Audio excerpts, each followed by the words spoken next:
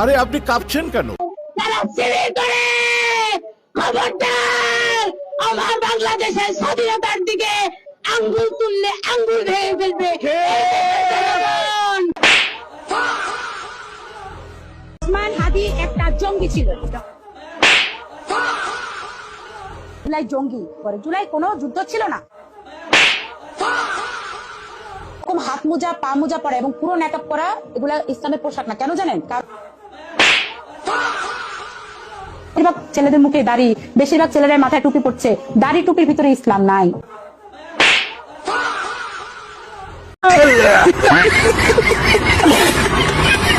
কারা ছিল? কেন চিনো না তুমি?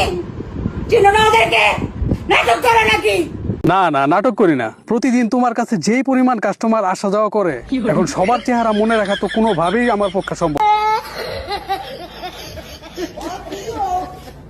ওয়াজ মাহফিল শুনলে আপনার সওয়াব হবে, কোথায় লেখা আছে? না না, আপনার কথা ঠিক আছে, ওয়াজ মাহফিল শুনলে সওয়াব হয় না, কিন্তু আপনার গোয়া মারলে সওয়াব হইব না। যারা আমাকে বিবস্ত্র করে ধর্ষণ করতে এসেছিল, আমি তাদের শাস্তি। এই সিদ্দিক এক বলে সবাই ধর্ষণ করতে চায়, তুইও কি ধর্ষণ করবি? আমি নমাজ পড়ি, আচ্ছা 5 দিন হয়েছে আমি নমাজ পড়ি। তোমার তো সময় নাই। আয়াস আমাকে ধর্ষণ করতে চাইছিল। দেখি আয়াস এই ব্যাপারে কি বলে। পাঠাও তো তাকে দর্শন করতে চাবে না, আমরা তো মানুষ। তাহলে জুলাইকে কেন আমরা বলবো না যে জুলাই একটা ষড়যন্ত্র? আশা ভাই ইগারে কিপটা বলেছেন ওরা ধরে সহবাস করে দেয়।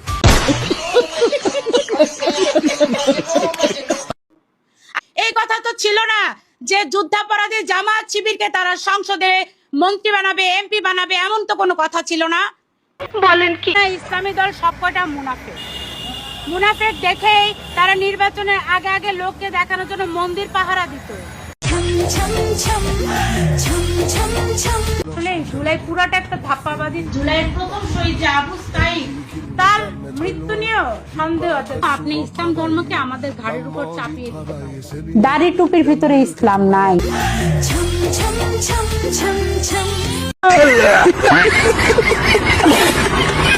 ওসমান হাদি একটা জঙ্গি। আবু সাঈদের আবার ময়না তদন্ত করা হোক। জামাত শিবির রাজাকারদেরকে আমরা দয়া করে বাংলাদেশে থাকতে দিয়েছি।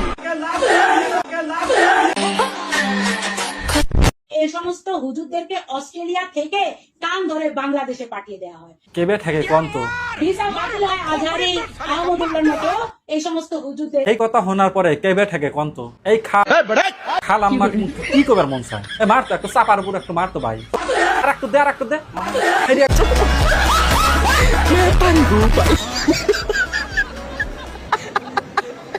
আহমদুল্লাহ যে শুধু ওয়াজে বক্তব্য করে আর তার বিভিন্ন পেজ থেকে সে কি করে মানুষের কাছ থেকে খয়রাত করে দেয়।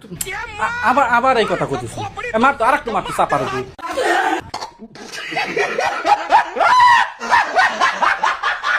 এরা কোচি খুঁজে, কোচি মেয়েদেরকে খুঁজে। এক স্ত্রী থাকতে এরা আরেক ঝর্ণাকে নিয়ে 501 নাম্বার রুমে গিয়ে ইসলাম প্রচার করে। আপনার পক্ষে কি সম্ভব একসাথে একই রাতে 4টা স্ত্রীর ঘরে গিয়ে ঘুমানো? তোরে মাঝে মাঝে মনে কর এই লাঠি তো পন্দের মধ্যে করে দেব, পরিবার করবো তো। ইদানিং ব্যাঙের ছাতার মতো মাদ্রাসাগুলো গড়ে উঠেছে। যে মাদ্রাসা মানুষের দান খয়রাতে চলে, মানুষের কাছে খয়রাত নিয়ে চলে, সেই মাদ্রাসার ছাত্রদের কাছে এত এত পতাকা ছাপানো টাকা কোত্থেকে আসে সেটা আমরা জানতে চাই। তোর কপালে জুতার বাড়ি হারামি। বৈবাহিক জীবন 18 বছরের, কিন্তু আমরা কোনো সন্তানের দিতেও ভাবি না। বুড়ে বলে লেওয়া ফলে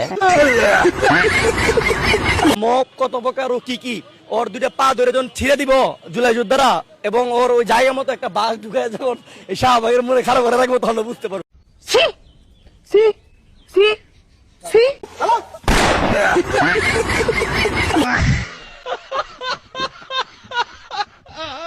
সোশ্যাল মিডিয়া ভাইরা বলছেন যে আমি কেন তাকে বাম হাতে দিলাম। আসলে বাম হাতে তাকে পতিত করছি, সেটাই তো পড়ে গেছে। ভাই আমি ডান হাতে ভাত খাই, একজন নোংরা মানুষকে আমার ডান হাতে তাকে আঘাত করে নিজেকে কলঙ্কিত করবো, আর আমি খাবো যখন তখন তার কথা মনে হবে, সেই জন্য তাকে বাম হাতে প্রতিহত করেছি। তোর সাহস দেখে মাঝে মাঝে আমি অবাক হয়ে যাই। আর আমরা সরকারের কাছে আহ্বান জানাবো অতি দ্রুত তাকে যেন আইনের আওতায় এনে সর্বোচ্চ শাস্তি তাকে দেওয়া হয়। ধন্যবাদ। এখনো বাংলাদেশে গত 2 বছরে টোটাল সরকার অবৈধ, ইউনূস সরকার অবৈধ, তারেক রহমান সরকার অবৈধ। এই বিষয়গুলো কিন্তু মাথায় রাখতে হবে।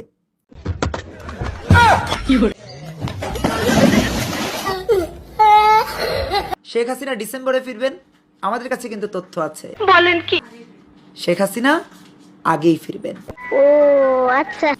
কেননা বাংলাদেশে স্বাধীনতা সার্বভৌমত্ব এখন হুমকির মুখে।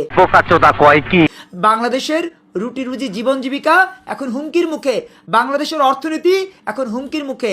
যখন সব কিছু দেউলিয়া হওয়ার উপক্রম, তখন বঙ্গবন্ধুর কন্যা ব্যতীত এই প্রক্রিয়া থেকে দেশকে মুক্ত করবার, দেশকে সত্যিকার অর্থে উত্তরণ ঘটাবার আর কাউকে আমরা চারপাশে দেখছি না। অনেকে দালাল মাদ্রাসা থেকে কোনো কি ডাক্তার বেরোবে, কোনোদিন ইঞ্জিনিয়ার বেরোবে? কিছু বেরোবে না। মাদ্রাসা থেকে কতগুলো হুজুর বেরোবে যেগুলা স্লিপ প্রিন্ট করে দাঁড়ে দাঁড়ে খালি ভিক্ষা করবে আর মসজিদের ইমাম হবে, তারপরে ইমাম হয়ে মসজিদের ভিতরে মেয়েদেরকে উলঙ্গ করে ওইখানে রেপ করবে, মসজিদের ভিতর দর্শন করে।